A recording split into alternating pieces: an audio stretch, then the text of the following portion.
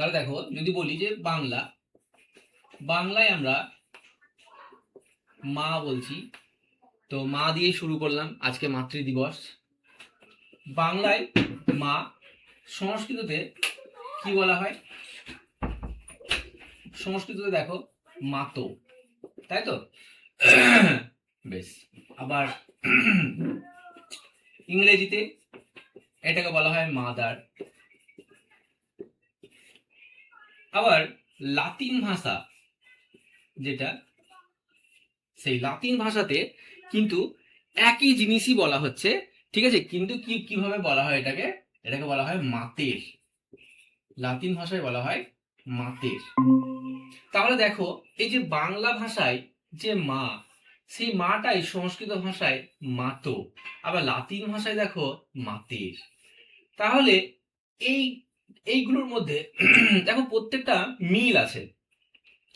এই যে মিলটা হলো কিভাবে, এই মিলটা হলো কিভাবে, সেই বিষয়টাকে নিয়ে আমরা একটু ডিসকাস করি। দেখো, প্রথমেই বলি তোমাদেরকে যে আমাদের এই মিলটা হয়েছে একটা ভাষা পরিবার থেকে। আমাদের যেমন কি একটা পরিবার আছে, তো একটা সভ্যতা যে বিকাশ হয় কিভাবে হয়, একটা পরিবার নিয়ে তো সভ্যতার বিকাশ হয়। তাহলে এই যে ভাষা, একটা ভাষা পরিবার, সেই ভাষা পরিবার থেকে কিন্তু আস্তে আস্তে বিষয়টা এগিয়ে এসছে। তাহলে প্রথম যে ভাষা পরিবার, সেটাকে বলা হয় ইন্দো ইউরোপীয় ভাষা গোষ্ঠী। ইন্দো ইউরোপীয় ভাষা, ইন্দো ইউরোপীয় ভাষা। তো এই ইন্দো আর ইউরোপীয়, এই যে ভাষাটা, তাহলে এই ভাষাটা কিভাবে হয়েছে দেখো। বিষয়টা আমাদের তাহলে মনে রাখবে, কি বললাম? ইন্দো ইউরোপীয় ভাষা পরিবার, ঠিক আছে? তাহলে এই ইন্দো ইউরোপীয় যে ভাষা পরিবার, সেই ভাষা পরিবারটা একটু আমরা ম্যাপের মাধ্যমে জেনে নিই বিষয়টাকে। দেখো,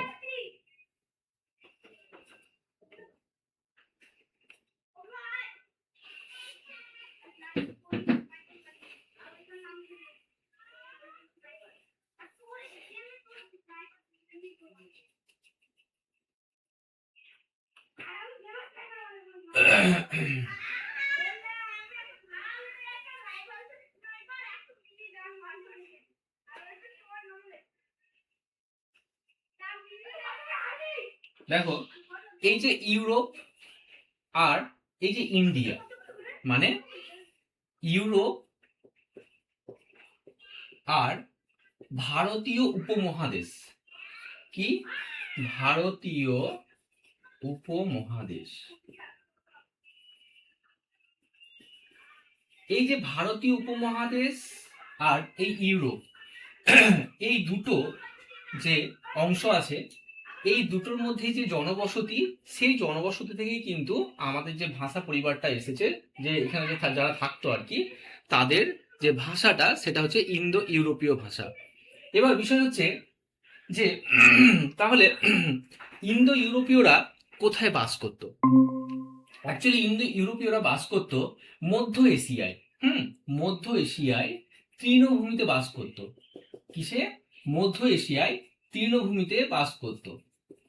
তো এই যে তৃণভূমি, এই তৃণভূমি থেকেই কিন্তু আমাদের সমস্ত কিছুর উৎপত্তি হয়েছে।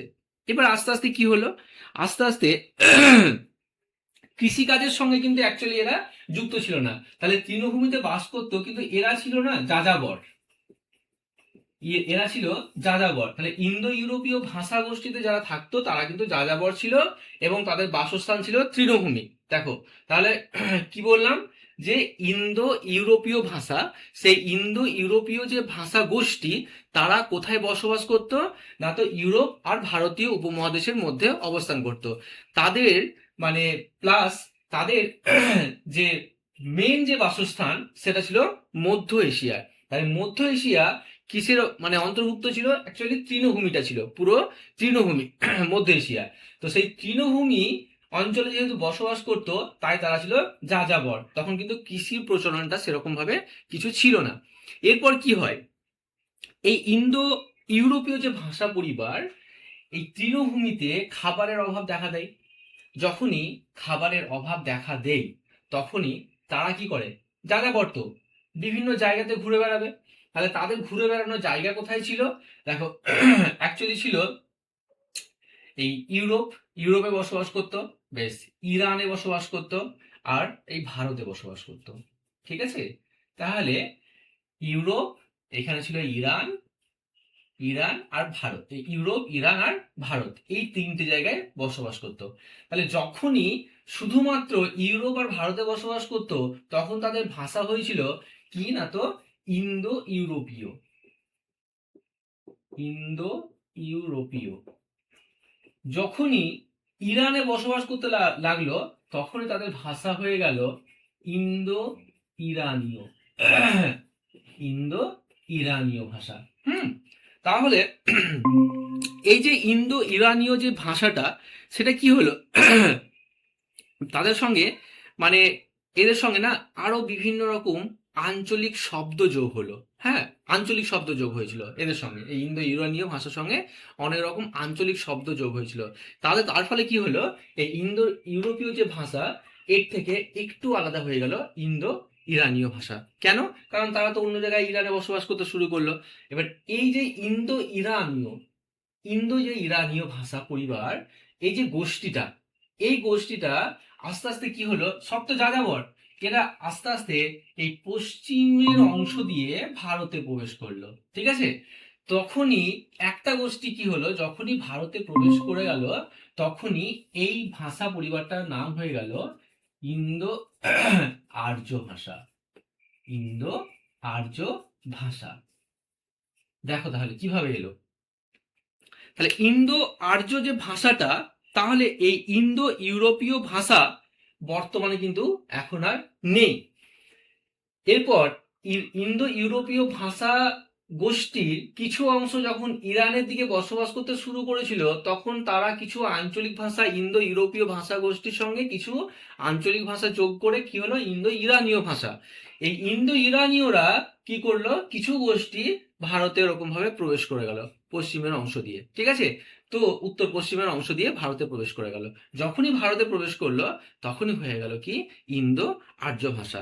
অ্যাকচুয়ালি এই যে ইন্দো আর্য ভাষা গোষ্ঠী, সেটা আমাদের এখান থেকে কিন্তু আর্য সভ্যতার বিকাশ হয়েছিল। আর্য সভ্যতার বিকাশ হয়েছিল।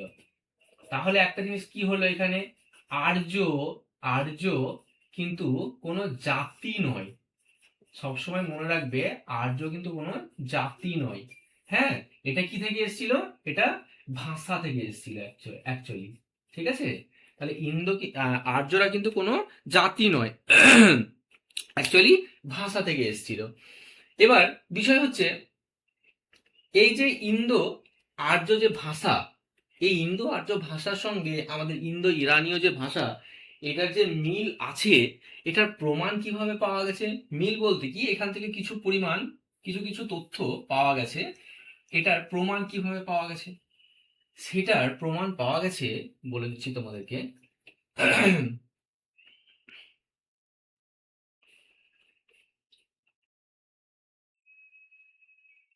বেশ, একটা ছিল ঋগ্বেদ, একটা ছিল ঋগ্বেদ, আর একটা ছিল জেন্দ আবেস্তা। এই দুটো জিনিস মনে রাখবে। এই ঋগ্বেদ এইটা ছিল আর্যদের, মানে ইন্দো আর্যদের, আর জেন্দ আবেস্তা ছিল ইন্দো ইরানীয়দের। ইন্দো ইরানীয়, আর এটা হচ্ছে ইন্দো আর্য। তাহলে এই ঋগ্বেদে যাদেরকে দেব হিসাবে মানা হতো, মানে দেবতা, যাদেরকে দেবতা হিসেবে মানা হতো, ইন্দো ইরানীয়তে কিন্তু তাদেরকে ঘৃণা করা হতো। ঠিক আছে, আবার ইন্দো ইরানীয়তে যে অহুর বলে একটা শব্দ প্রচলন ছিল। কি ছিল? অহুর বলে একটা শব্দ প্রচলন ছিল। সেই ইন্দো ইরানীয়তে বেশ, ইন্দো ইরানীয়তে যে অহুর ছিল, ইন্দো আর্যতে সেটা কি হয়ে গেল? অসুর। তাহলে অহুরকে এরা দেব বলে বিবেচনা করত, কিন্তু ইন্দো আর্যরা আবার এরা এটাকে কি করত? ঘৃণা করত। তাহলে দেখো এখান থেকে বোঝা যাচ্ছে যে দুটোর মধ্যেই মিল ছিল ঠিকই, কিন্তু মানে এখান থেকেই এটা এসছে, জেন আবেস্তা হচ্ছে ইন্দো ইরানীয় আর ইন্দো আর্য হচ্ছে ঋগ্বেদের। তাহলে এখান থেকেই এটার উৎপত্তি হয়েছে। তার একটা প্রমাণ হচ্ছে এটাই যে এই যাকে এরা দেব বলে, মানে এরা যাকে দেব বলে মানতো, আর্যরা কিন্তু পরবর্তীকালে কি করলো? এরা দেব বলে মান্যতা দিল না। আবার এরা যারা দেব বলে মানতো, এরা সেখানে অসুর বলে মানতো। ঠিক আছে, এবার তাহলে ইন্দো আর্য সভ্যতা কিভাবে হলো সেটা আমরা বুঝলাম, কোথা থেকে এলো। বেশ,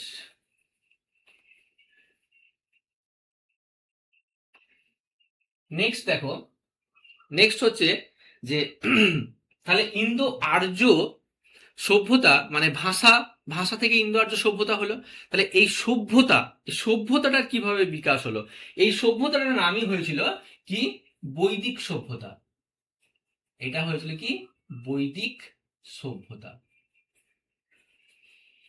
এই যে বৈদিক সভ্যতা, এই বৈদিক সভ্যতা বলতে কি বোঝায়? বৈদিক সভ্যতা বলতে কি বোঝায়?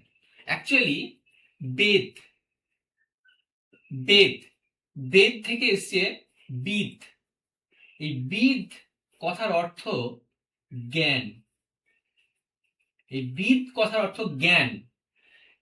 আমরা যে বিদ্যা অর্জন করি, আমরা যে বিদ্যাটা অর্জন করছি, সেই বিদ্যাটা কি এসছে? বিদ ধাতু থেকে এসছে, তাই তো? তাহলে যে বিদ ধাতু থেকে এসছে কি? বিদ্যা। তাহলে বিদ্যাটা যে অর্জন করছি, এই অর্জন করার মূল উদ্দেশ্য কি? মূল উদ্দেশ্য হচ্ছে চারটে জিনিস। কি কি? একটা হচ্ছে জ্ঞান, একটা হচ্ছে লাভ, একটা হচ্ছে সত্তা, আর একটা হচ্ছে বিচার। ঠিক আছে, দেখো এই যে বিদ থেকে কি হলো?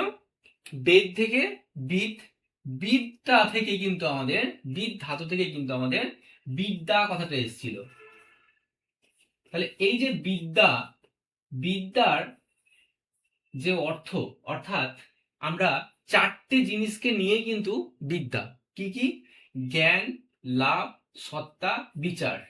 এই জ্ঞানটা প্রথম উৎপত্তি হয়েছিল, তারপর এসেছিল লাভ, সত্তা, বিচার। এগুলোর অনেক কিছু মানে ডিসকাশন আছে, এগুলো তোমাদের কাজে লাগবে না কিছু, জাস্ট এটুকু জেনে রাখো যে জ্ঞান, লাভ, সত্তা এবং বিচার, এই যে বিদ ধাতু মানে বেদ। ঠিক আছে, তাহলে বৈদিক সভ্যতা, এই বৈদিক সভ্যতাটা তৈরি হয়েছিল বৈদিক সাহিত্যের উপর নির্ভর করে। কিসের উপর নির্ভর করে? বৈদিক সাহিত্যের উপর নির্ভর করে। তাহলে বৈদিক সাহিত্য কি? বৈদিক সাহিত্যের উপর নির্ভর করে। তাহলে বৈদিক সাহিত্য কি?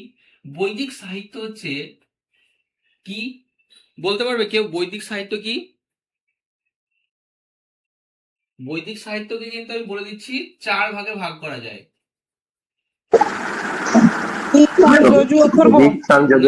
না না না না, বৈদিক সাহিত্যটা, বৈদিক সাহিত্য কোনগুলো? সংহিতা, সংহিতা, উপনিষদ, মানে ব্রাহ্মণ, আরণ্যক, উপনিষদ, এই চারটে, এইটা হচ্ছে বৈদিক সাহিত্য। ঠিক আছে, এবার এই সংহিতার অংশ হচ্ছে ঋক, সাম, যজু আর অথর্ব। বেশ, বোঝা গেল এবার? এই চারটে কিন্তু বৈদিক সাহিত্য। এই সাহিত্যের এই সংহিতার অংশই হচ্ছে ঋক, সাম, যজু আর অথর্ব। এইগুলো হচ্ছে কি, এই চারটে হচ্ছে সংহিতা বলা হয়। হ্যাঁ, এই সংহিতাগুলো অ্যাকচুয়ালি কি, ছন্দ, ছন্দ বা কবিতা, ছন্দ বা কবিতার অংশ, মনে রাখবে এটা ছন্দ বা কবিতার অংশ।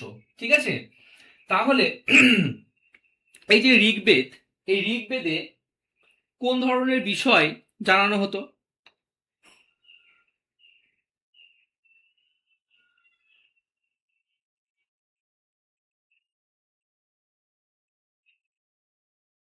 অ্যাকচুয়ালি বিশ্বের প্রাচীনতম যে গ্রন্থ, সেই গ্রন্থটার নামই হচ্ছে কি আমাদের ঋগ্বেদ।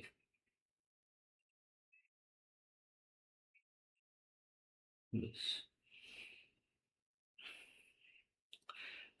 মনে রাখবে এই ঋগ্বেদে 1028টি শ্লোক আছে। ঋগ্বেদে 1028টি শ্লোক, শ্লোক তো না, স্তোত্র, অ্যাকচুয়ালি ভুল বললাম, স্তোত্র, স্তোত্র আছে, 1028টি স্তোত্র আছে। আর 10,580টি শ্লোক আছে। বেশ। অ্যাকচুয়ালি এখানে কি হতো, মন্ত্র উচ্চারণ করা হতো, মন্ত্র। সামবেদে কি হতো, গান, গান, গানের দ্বারা সবকিছুকে বলা হতো। ঠিক আছে, মানে মন্ত্রগুলোকে গানের মতন উচ্চারণ করা হতো। ঠিক আছে, আর এই যজুর্বেদে কি হতো, বিভিন্ন রোগ, বিভিন্ন রোগ সারানোর একটা, মানে যেসব উপায়গুলো ছিল আর কি, সেই উপায়গুলো যজুর্বেদে ছিল। অথর্ববেদে কি ছিল, অথর্ববেদে ছিল বিভিন্ন রকম ওই যে বশীকরণ করা হয়, ঠিক আছে, সেই সব যে মন্ত্রগুলো সেগুলো ছিল অথর্ববেদে। বেশ, কিন্তু অ্যাকচুয়ালি এই ঋগ্বেদটাকেই মেন করা হয়েছিল। তার কারণ হচ্ছে কি, এই ঋগ্বেদ অনুসারেই বিভিন্ন রকম পুজোর যে মন্ত্র উচ্চারণ হয়, সেগুলো কিন্তু সবই এই ঋগ্বেদ অনুসারেই হয়ে থাকে। সেই জন্য এখানে মানে 1028টি যে স্তোত্র আছে, সেই স্তোত্রগুলো একটা একটা করে বর্ণনা করা হয় কিসের উদ্দেশ্যে, না তো ভগবানের উদ্দেশ্যে। ঠিক আছে, বেশ।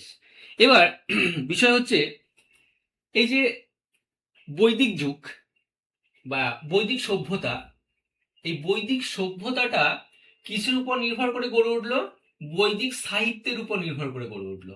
ঠিক আছে, এবার এই যে বৈদিক সাহিত্যের উপর নির্ভর করে যে বৈদিক সভ্যতা গড়ে উঠেছিল, এই সভ্যতাটা মানে কত দূর থেকে কত দূর বিস্তার ছিল,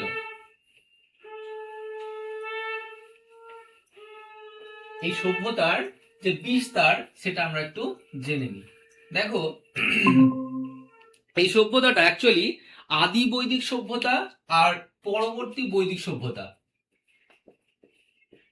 এই দুটো ভাগে ভাগ ছিল। আদি বৈদিক সভ্যতা আর একটা ছিল পরবর্তী বৈদিক সভ্যতা। বেশ, আদি বৈদিক যে সভ্যতা বা আদি বৈদিক যুগ আর পরবর্তী বৈদিক সভ্যতা মানে পরবর্তী বৈদিক যুগ, এই দুটো বিষয় জানা গেছে কি থেকে, এইটা জানা গেছে মনে রাখবে ঋগ্বেদ থেকে, ঋগ্বেদ থেকে এটা জানা গেছে। আর এটা হচ্ছে, এটা জানা গেছে পরবর্তী সাহিত্য, বৈদিক সাহিত্য থেকে, পরবর্তী বৈদিক সাহিত্য থেকে জানা গেছে। বেশ, তাহলে একটা ঋগ থেকে আর একটা হচ্ছে পরবর্তী বৈদিক সাহিত্য থেকে জানা গেছে। এবার পুরো বৈদিক যে সভ্যতা, সেই সভ্যতাটা আমাদের সময়কাল কত ছিল, অ্যাকচুয়ালি 1500 থেকে 600 খ্রিস্টপূর্বাব্দ, খ্রিস্টপূর্বাব্দ 1500 থেকে 600 খ্রিস্টপূর্বাব্দ আনুমানিক বলা হয়েছে, অ্যাকচুয়াল এখনো পাওয়া যায়নি। ঠিক আছে, আনুমানিক 1500 থেকে 600 খ্রিস্টপূর্বাব্দ। এবার এই আদি বৈদিকটা ছিল 1500 থেকে আর এইটা ছিল 1000 থেকে 600।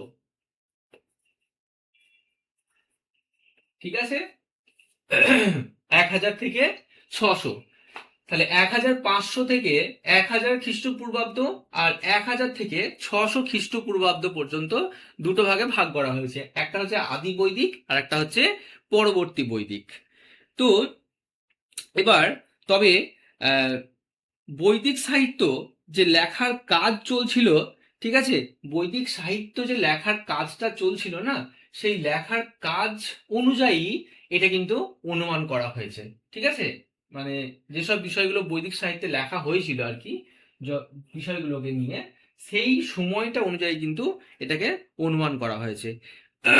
বেশ, এবার এই আদি বৈদিক যে সাহিত্য সভ্যতা, এই আদি বৈদিক সভ্যতায় কিছু ভৌগোলিক বিষয় সম্পর্কেও বর্ণনা করা হয়েছে। কিছু ভৌগোলিক বিষয়, ভৌগোলিক বিষয় যেমন কি হিমালয়, হিমালয় সম্পর্কেও কিন্তু বলা হয়েছিল। এই হিমালয়কে সেই সময় বলা হতো হিমবত, হিমালয়কে বলা হতো হিমবত।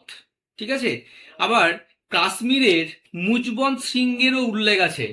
কাশ্মীরের কি মুজবন্ত শৃঙ্গ, মুজবন্ত শৃঙ্গ, এই শৃঙ্গটার কথাও কিন্তু উল্লেখ আছে। সেই সময় কিন্তু সবকিছু শৃঙ্গ সম্পর্কে কিছু ধারণা পাওয়া যায়নি, একমাত্র একটা শৃঙ্গ সম্পর্কে ধারণা পাওয়া গেছিল, সেটা হচ্ছে মুজবন্ত শৃঙ্গ। ঠিক আছে, বৈদিক সাহিত্যে।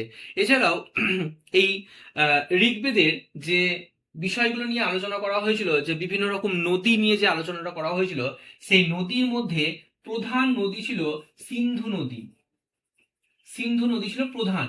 এছাড়াও কি না তো কিছু ওই কখনো কখনো সরস্বতী নদীরও উল্লেখ করা গেছে, সরস্বতী নদীরও উল্লেখ পাওয়া গেছে, উল্লেখ পাওয়া গেছে।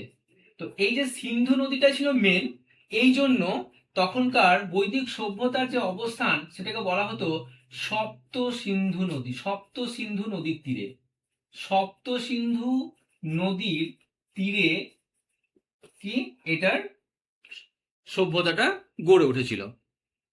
এবার এছাড়াও সেই সময় কিন্তু গঙ্গা, যমুনা এইসব নদীর কিন্তু কোনো উল্লেখ পাওয়া যায়নি। ঠিক আছে, কেন? দেখো, আমি আগেই বললাম যে বৈদিক সভ্যতাটা, যে আর্য সভ্যতা, যেটা মানে আর্য ভাষার গোষ্ঠী বা ইন্দো আর্য সভ্যতা হিসাবে যেটা প্রথম তৈরি হয়েছিল, সে তারা কিন্তু পুরোটাই যাযাবর ছিল। তাদের কিন্তু কাজটাই ছিল কি বিভিন্ন জায়গায় ঘুরে বেরিয়ে তারা খাবার, নিজস্ব নিজস্ব খাবার জোগাড় করত এবং এক জায়গা থেকে আরেক জায়গায় বসবাস করত। তাহলে প্রথমেই যেটা বললাম যে ইন্দো ইউরোপীয় ভাষা, তারপর কোথায় কোথায় থাকতো তারা, সেই ইন্দো ইউরোপীয় ভাষার পরে কিন্তু ইন্দো ইরানীয় ভাষা এলো। সেই ইন্দো ইরানীয় যে ভাষা, সেখান থেকে কিছু গোষ্ঠী এলো উত্তর পশ্চিম হয়ে কিন্তু আমাদের ভারতবর্ষে ঢুকেছিল। তো তখন একটা জিনিস মনে রাখবে, যে এই যে আর্য সভ্যতার যে বিকাশটা হয়েছিল আমাদের সিন্ধু নদীর তীরে, সেই জন্য সপ্ত সিন্ধু নদী বলা হয়। তো সেই সময় এই যে ম্যাপের সাহায্যে একটু দেখিয়ে দিই তোমাদেরকে বিষয়টা। আহ,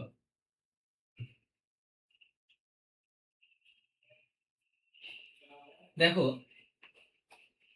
এই যে এইখানে আমাদের যে আফগানিস্তান এবং পাকিস্তানের হয়ে কি হয়েছিল, ভেতরে যে ঢুকেছিল প্রথম, এই যে এই অঞ্চলটায়, এই অঞ্চলটায় বিকাশ লাভ করেছিল, সরি এটা নয়, আর একটু এইদিকে হবে, এই অঞ্চলটায় বিকাশ লাভ করেছিল। পরবর্তীকালে যখন ওই সরস্বতী নদীটার উল্লেখ পাওয়া যায়, তারপর যখন আমাদের গঙ্গা নদী বা যমুনা নদী সম্পর্কে সেরকম ভাবে কিছু তথ্য পাওয়া যায়নি, কিন্তু পরবর্তীকালে আস্তে আস্তে গঙ্গা এবং সিন্ধু, মানে গঙ্গা এবং যমুনাতে তাদের যে বাসস্থান ছিল সেটাকেও বর্ণনা করা হয়েছে। ঠিক আছে, কেন বর্ণনা করা হয়েছে তার একটা প্রমাণ, যেটা যে এই যে আমাদের পাঞ্জাব, ঠিক আছে, ধরো এই জায়গাটাতে দিল্লি আছে, তো এইখানে যে পাঞ্জাব আছে, পাঞ্জাব এবং হরিয়ানা, এই যে এলাকাটা, এই এলাকাতে কিন্তু এই বৈদিক সভ্যতার বিকাশ পাওয়া গেছে। ঠিক আছে, তো দিল্লি, এটা হচ্ছে হরিয়ানা, পাঞ্জাব। পাঞ্জাব এই যে এই অংশটা কিন্তু কিছু কিছু সময় কি হয়, এই জায়গাকার বর্ণনাও দেওয়া থাকে। কেন? কারণ সেই সময় এই যে গঙ্গা নদী এবং যমুনা নদীর যে চারপাশ এবং এই যে হরিয়ানা, দিল্লি এবং পাঞ্জাব, দিল্লিতে অতটা ছিল না, যায়নি অতদূর, কিন্তু হরিয়ানা এবং পাঞ্জাব এই যে স্থানটা, এই স্থানে কিন্তু তখন বসবাস করতে শুরু করেছিল তারা। ঠিক আছে। তবে আহ,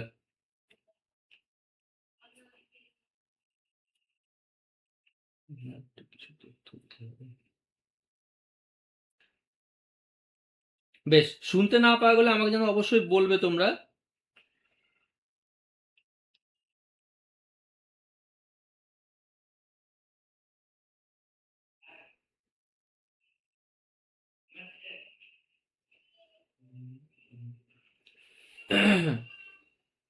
বেশ, তাহলে কি বললাম যে পরবর্তীকালে কিন্তু গঙ্গা এবং যমুনা এদেরও উল্লেখ পাওয়া গেছে কিছু কিছু সময়, যার যার কারণে এই হরিয়ানা এবং পাঞ্জাবে তাদের বাসস্থানের কথাও কিন্তু বলা হয়েছে। এবার এই যে বৈদিক যুগ, বৈদিক যুগের প্রত্নতাত্ত্বিক যে বিষয়গুলো, বৈদিক যুগের কিছু প্রত্নতাত্ত্বিক, বৈদিক যুগে কিছু প্রত্নতাত্ত্বিক জিনিসও পাওয়া গেছে। কি পাওয়া গেছে দেখো, প্রথম ব্রোঞ্জ, তামা, এগুলোও কিন্তু এই বৈদিক সভ্যতায় পাওয়া গেছে। ব্রোঞ্জেরও কথা উল্লেখ আছে, তামারও কথা উল্লেখ আছে। ঠিক আছে। শেষের দিকে কিন্তু এই সভ্যতাটার শেষের দিকে লোহারও বিকাশ ঘটেছিল, মানে লোহার ব্যবহারেরও উল্লেখ পাওয়া যায়। তাহলে প্রথম কিসের উল্লেখ পাওয়া গেছে? প্রথম পাওয়া গেছে ব্রোঞ্জ এবং তামা। তার পরবর্তীকালে কি হয়েছিল? লোহার ব্যবহারেরও উল্লেখ পাওয়া যায়। কিন্তু এই সময় পশু যেটা ব্যবহার হতো, পশু সব থেকে বেশি প্রচলন ছিল এই সময় কিসের? না তো ঘোড়া। ঘোড়া, এই ঘোড়ার প্রচলনটা সেই সময় কিন্তু সব থেকে বেশি ব্যবহার ছিল। ঠিক আছে। কি না তো ঘোড়ায় টানা রথ, তীর ধনুক, এগুলো কিন্তু সব পরবর্তীকালে, হ্যাঁ, মানে প্রথম দিকে কিন্তু বিকাশ পায়নি। পরবর্তীকালে আস্তে আস্তে যখন পরবর্তী বৈদিক সভ্যতা এসছে তখনই কিন্তু বিকাশ লাভ করেছে। ঠিক আছে। তীর ধনুক এবং ঘোড়ায় টানা রথ, এগুলোরও কিন্তু বিকাশ পাওয়া গেছে। এছাড়াও আমাদের যে পরবর্তী বৈদিক যুগ যখন আসে, তখন এইগুলো যখন বিকাশ হলো, তার সঙ্গে সঙ্গে কিছু মাটির পাত্র পাওয়া গেছে। কিছু মাটির পাত্র পাওয়া গেছে। আবার এই যে মাটির পাত্র, দেখো আমরা হরপ্পা সভ্যতায় পড়েছিলাম যে লিপি আবিষ্কার হয়েছে, তাই তো? কিন্তু সেই লিপিগুলো এখনো পর্যন্ত উদ্ধার করা সম্ভব হয়নি। যে লিপিগুলো হরপ্পা সভ্যতায় আবিষ্কার হয়েছিল সেগুলো এখনো পর্যন্ত উদ্ধার করা সম্ভব হয়নি। কিন্তু এই বৈদিক সভ্যতায়, মানে পরবর্তী বৈদিক সভ্যতাতে, তখন এইসব মাটির পাত্র যে ব্যবহার হয়েছিল না, সেই মাটির পাত্রের মধ্যে বিভিন্ন লিপি কিন্তু তারাও সেখানে লিখে রাখতো, বিভিন্ন রকম লিপি। ঠিক আছে। এবং সেটা কিন্তু আবিষ্কার হয়েছে। এবার এই মাটির পাত্রটা ছিল ধূসর রঙের। মনে রাখবে এটা, মাটির পাত্র কেমন ছিল? ধূসর রঙের ছিল। ঠিক আছে। এবং সেগুলি থেকে সেই সময় যে ধূসর রঙের যে মাটির পাত্র পাওয়া গেছে, এই মাটির পাত্র দেখেই কিন্তু গ্রামীণ সভ্যতার বিকাশ হয়। গ্রামীণ সভ্যতা, এটা একটা ভেরি ইম্পর্টেন্ট কোশ্চেন, যে আর্য সভ্যতার যে গ্রামীণ সভ্যতার বিকাশ কোন ধরনের জিনিসের ব্যবহার দেখে করা হয়েছিল? মনে রাখবে, মাটির পাত্র থেকে কিন্তু গ্রামীণ সভ্যতার, মানে মাটির পাত্র দেখে কিন্তু গ্রামীণ সভ্যতার বিকাশ হয়, মানে সেই সময় থেকে শুরু হয় গ্রামীণ সভ্যতাটা। ঠিক আছে। কি না তো এই মাটির পাত্র ধূসর রঙের ছিল, প্রথমত বিভিন্ন রকম লিপি লেখা হতো, দ্বিতীয়ত হতো কি, এখানে ছবি আঁকা হতো, বিভিন্ন রকম ছবি আঁকা হতো। ঠিক আছে। সেই ছবি, তারপরে লিপি, এগুলো থেকে কিন্তু গ্রামীণ সভ্যতার বিকাশ হয়েছে জানা গেছে। এবার হরিয়ানার যে ভগবানপুরা, হরিয়ানায় ভগবানপুরা একটা জায়গার নাম, আমি কি দেখালাম? হরিয়ানা। এই হরিয়ানার ভগবানপুরা, এই যে জায়গাটা, এই জায়গাতে কিন্তু প্রথম ওই লোহার যে ব্যবহার হয়েছে সেটা সম্পর্কে কিন্তু ধারণা লাভ হয়। ঠিক আছে, হরিয়ানার ভগবানপুরা বলে একটা জায়গা আছে, সেখানে যে লোহার ব্যবহারটা হয়েছে সেইটা সম্পর্কে কিন্তু এই জায়গা থেকে কিন্তু জানা যায়। ঠিক আছে, এবার এই লোহার ব্যবহারের আগের সময়ে প্রচুর পরিমাণে যে চিত্রিত মাটির যে পাত্র পাওয়া গেছে, বিভিন্ন রঙের মানে ধূসর রঙের যে পাত্রগুলো পাওয়া গেছে, সেগুলো কিন্তু সব থেকে বেশি এই ভগবানপুরাতেই ব্যবহার হয়েছে। ঠিক আছে, তার মানে বুঝতে হবে যে এখান থেকেই কিন্তু ওই গ্রামীণ সভ্যতার যে বিকাশ, সেই বিকাশটা কিন্তু উন্নতি লাভ করতে শুরু করে। ঠিক আছে, এবার এছাড়াও কিছু কিছু জায়গায় আরো মাটির পাত্র পাওয়া গেছে, যেমন এলাহাবাদ, একটা মনে রাখবে ভগবানপুরা, 2 নম্বর হচ্ছে এলাহাবাদ। এলাহাবাদ, এই এলাহাবাদেও কিন্তু ওই মাটির পাত্র পাওয়া গেছিল। এছাড়াও সেই সময়কার বিভিন্ন রকম নামও ছিল, কি না, তো অহিচ্ছত্র, নোহ, হস্তিনাপুর, এইসব জায়গারও নাম ছিল। নোহ, অহিচ্ছত্র, হস্তিনাপুর, হস্তিনাপুর, এই যে জায়গাগুলো, এই জায়গাগুলোরও কিন্তু সেই সময় কিন্তু নাম পাওয়া গেছে। ঠিক আছে, এবার এই সময় যেহেতু এই যে জায়গাগুলো জায়গাগুলো কিন্তু আস্তে আস্তে ডেভেলপ করেছিল, অনেক ডেভেলপ করেছিল। আর এই ডেভেলপটা করেছিল বলেই সভ্যতাটার যে বিকাশ, সেই বিকাশটাও কিন্তু ভালোভাবে হয়েছিল, মানে গ্রামীণ সভ্যতার যে বিকাশ সেটাও কিন্তু ভালোভাবেই হয়েছিল। এবং সেই সময় যে মহিলারা থাকতো, তারা কিন্তু এই ব্রোঞ্জের, তামার বিভিন্ন রকম অলংকারও তারা ব্যবহার করতো, মানে অলংকারও পরিধান করতো কিন্তু। ঠিক আছে, এটা কিন্তু একটা ইম্পর্টেন্ট জিনিস। এছাড়াও বিভিন্ন মানুষ এবং পশুর মূর্তিও সেই সময় পাওয়া গেছে। কোথায় পাওয়া গেছে না, তো এই যে লৌহ, অহিচ্ছত্র, হস্তিনাপুর, এই হস্তিনাপুর যে জায়গাটা আছে, এই হস্তিনাপুরের সব থেকে বেশি মাটির যে মূর্তি, মাটির যে মূর্তি, মাটির মূর্তি কিন্তু এই হস্তিনাপুর জায়গাটাতে সব থেকে বেশি পাওয়া গেছে। ঠিক আছে, কারণ এখানে মেনলি মাটির মূর্তিগুলো তৈরি করা হতো। হয় না আমাদের যেমন কিছু কিছু জায়গায় দেখবে কিছু কিছু জিনিস পাওয়া যায়, দেখবে আমরা যদি বাজারে যাই, তো সব জায়গায় কিন্তু সবকিছু পাওয়া যায় না। জামা কাপড়ের দোকান একটা আলাদা জায়গায় থাকে, তারপরে তোমার বিভিন্ন মাটির জিনিস একটা আলাদা আলাদা জায়গায় থাকে, বা তোমার হার্ডওয়্যারের দোকান আলাদা জায়গায় থাকে। সেরকম ভাবে কিন্তু এই যে জায়গাগুলো ছিল, এই জায়গাতে ওই হস্তিনাপুরে মূর্তিটা তৈরি হতো বেশি, মাটির যে মূর্তি সেই মূর্তিটা কিন্তু সব থেকে তৈরি হতো। তাহলে এই মাটির মূর্তির মধ্যে কিন্তু কি কি ছিল, মানুষ এবং পশু, মানুষ ও পশুর মূর্তি তৈরি হতো, মানুষ ও পশুর মূর্তি কিন্তু সেই সময় তৈরি হতো। ঠিক আছে, বেশ। এবার তাহলে গ্রামীণ সভ্যতার বিকাশ হলো। তাহলে প্রথমে দেখো আমরা কি আলোচনা করলাম, আর্য সভ্যতা কিভাবে তৈরি হলো, আর্য সভ্যতা কিভাবে এলো, সেখানকার মানুষের কেমন ভাবে বসবাস ছিল, কোথায় যাযাবর ছিল অ্যাকচুয়ালি। তাহলে সভ্যতারও বিকাশ হলো। তাহলে সভ্যতার বিকাশ হওয়ার পর গ্রামীণ সভ্যতারও বিকাশ হলো, বড় বড় যে গ্রামগুলো তৈরি হলো। তাহলে গ্রামীণ সভ্যতার বিকাশ হলো, আর রাজনীতি থাকবে না, এটা তো হয় না।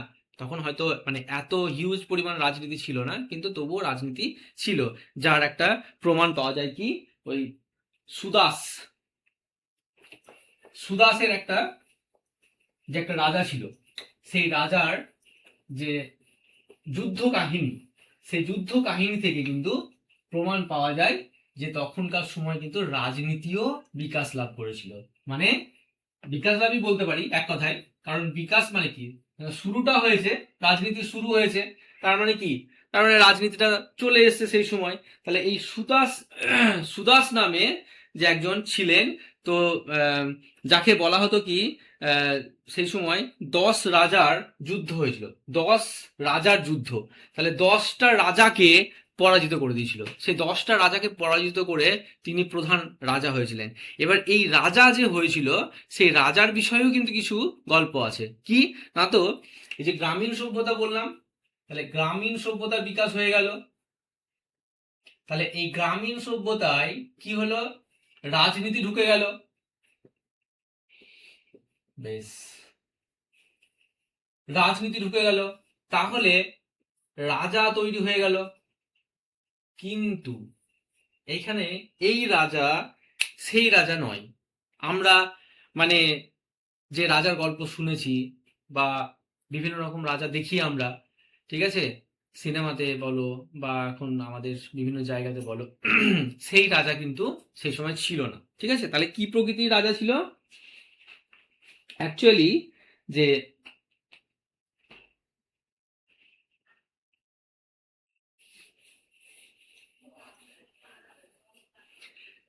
এই রাজাকে বলা হতো নেতা,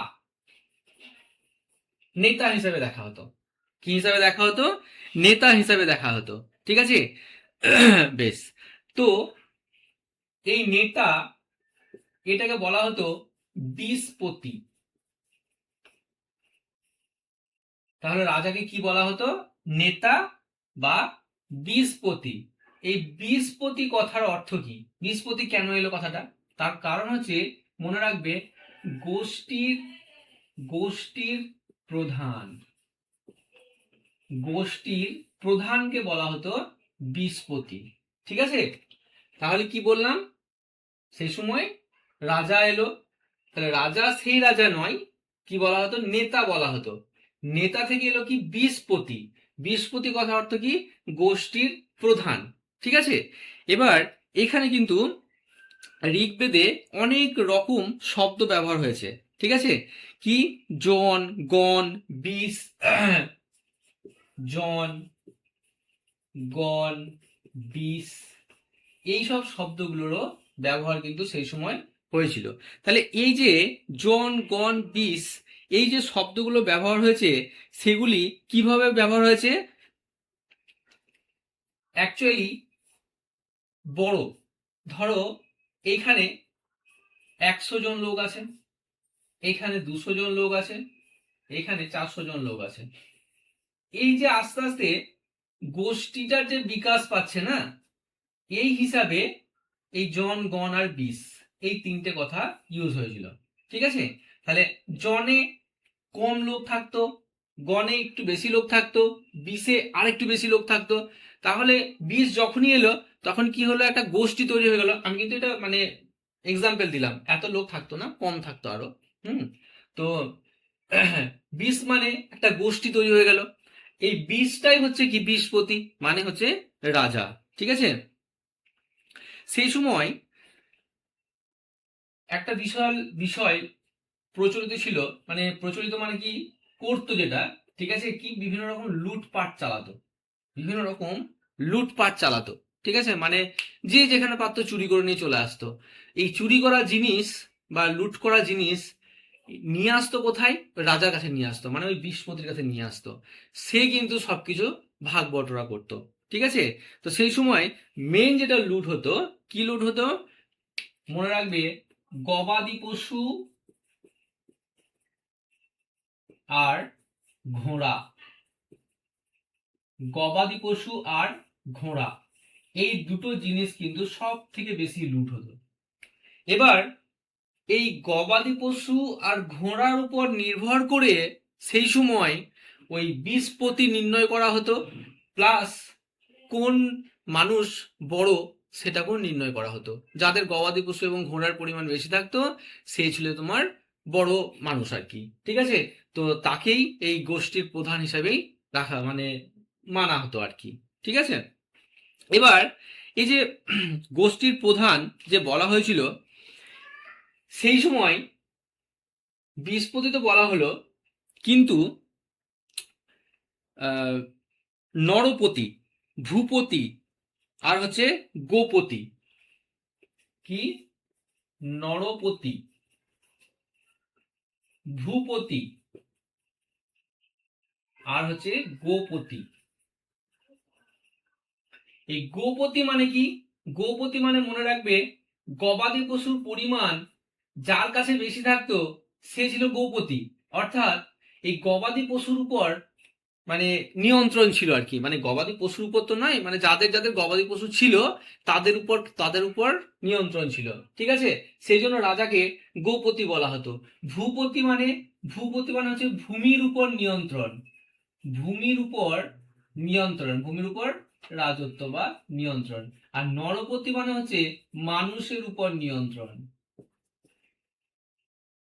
মানুষের উপর নিয়ন্ত্রণ।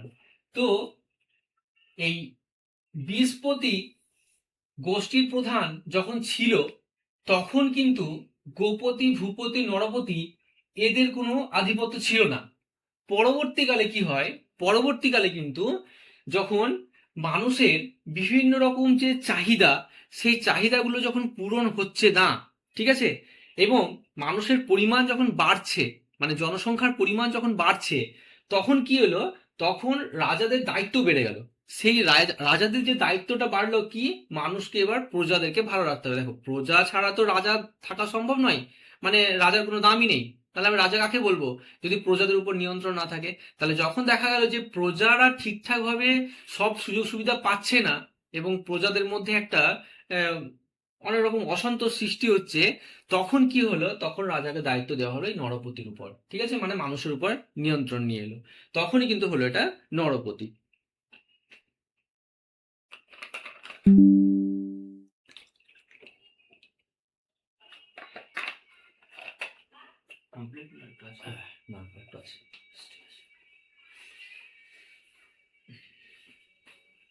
বেশ, তাহলে আমরা যে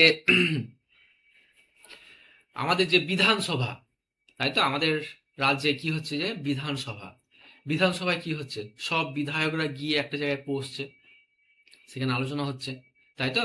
তাহলে সেই সময়তেও কিন্তু একটা আলোচনা সভা ছিল, সমস্ত গোষ্ঠীদেরকে নিয়ে আলোচনা করা হতো। সেই যে আলোচনা সভা, সেটাকে কি বলা হতো, সেটাকে বলা হতো বিদত। মনে রাখবে, সেটাকে বলা হতো বিদত। এই বিদতটাতে কি হতো, বিভিন্ন রকম গোষ্ঠীদেরকে নিয়ে, মানে গোষ্ঠীর যারা ছিল, এই যে রাজার যারা মানে কাজে সাহায্য করত, তাদেরকে নিয়ে আলোচনা করা হতো, প্লাস এখানে আরো অনেক প্রজাও থাকতো, ঠিক আছে, তাদেরকে নিয়েও আলোচনা করা হতো, ঠিক আছে। এবার কি হলো, এই নরপতির দায়িত্ব পেয়ে গেল, ভূপতির দায়িত্ব পেয়ে গেল, গোপতির দায়িত্ব পেয়ে গেল। তাহলে যখনই তিনটের দায়িত্বই পেয়ে গেল, তখনই কি হলো, রাজার নাম হয়ে গেল মহীপতি। মহীপতি মানে কি, যে পৃথিবীর রাজা। মহীপতি মানে হচ্ছে পৃথিবীর রাজা। তাহলে এই মহীপতিটা যখন পৃথিবীর রাজা, মানে এর সমস্ত কিছু দায়িত্বই এর মধ্যে আছে। কিভাবে হলো, যখন সবকিছু দেখছি দায়িত্বটা পেয়ে গেল এবং আস্তে আস্তে যখন সবকিছু উন্নতি হতে লেগে গেল, তখন মহীপতি চলে এলো। মহীপতি হচ্ছে পৃথিবীর রাজা, তার উপর সবকিছু দায়িত্বভার ন্যস্ত করে দিল, ঠিক আছে। বেশ, এবার রাজা যে এলাকায় শাসন করত, সেই এলাকাটাকে কি বলা হতো, রাজ্য বলা হতো। সেই এলাকাকে বলা হতো রাজ্য। তাহলে রাজার শাসন এলাকা হচ্ছে রাজ্য। তাহলে এই যে রাজ্য, এই রাজ্যটা কি হলো, প্রথম তো এতটা বিস্তার ছিল না। তাহলে যখন বীজপতি ছিল তখন একটা গোষ্ঠী ছিল, সেই গোষ্ঠীটা তার রাজ্য। তারপরে গোষ্ঠী থেকে যখন নরপতি দায়িত্ব পেল, তখন পুরো নরপতিটার উপর একটা দায়িত্ব পেল, তখন সেটা হচ্ছে তার একটা রাজ্য। ভূপতি দায়িত্ব পেল, গোপতির দায়িত্ব পেল, সবকিছু যখন দায়িত্ব পেয়ে গেল, তখন একটা বৃহৎ একটা রাজ্য তৈরি হয়ে গেল, একটা জায়গা তৈরি হয়ে গেল, তখন সেটা হচ্ছে রাজ্য, এবং তখন সেটাকে মহীপতি বলা হতো, ঠিক আছে। বেশ, তাহলে আজকে গ্রামীণ সভ্যতার বিকাশ পর্যন্তই আমি বৈদিক সভ্যতা নিয়ে আলোচনা করলাম, আর বাকিটা আমি সামনের দিন তখন কোর্স সম্পর্কে একটু বলে দেন, বলে দেবো। সবকিছু কোর্স সম্পর্কে আমাকে বলে দেন। আচ্ছা, এক মিনিট। আচ্ছা, তোমরা বুঝতে পেরেছো সাউন্ডের একটু প্রবলেম হচ্ছে, ঠিক আছে, সামনের দিন থেকে হবে না সাউন্ডের প্রবলেম, আর কোনো অসুবিধা নেই। এমনি শুনতে পেয়েছো তো তোমরা? হ্যাঁ স্যার, শুনতে পাচ্ছি। আচ্ছা আচ্ছা, ওকে ওকে, সামনের দিন থেকে আমরা সাউন্ডটা ঠিক করে নেবো, কোনো অসুবিধা নেই, ঠিক আছে।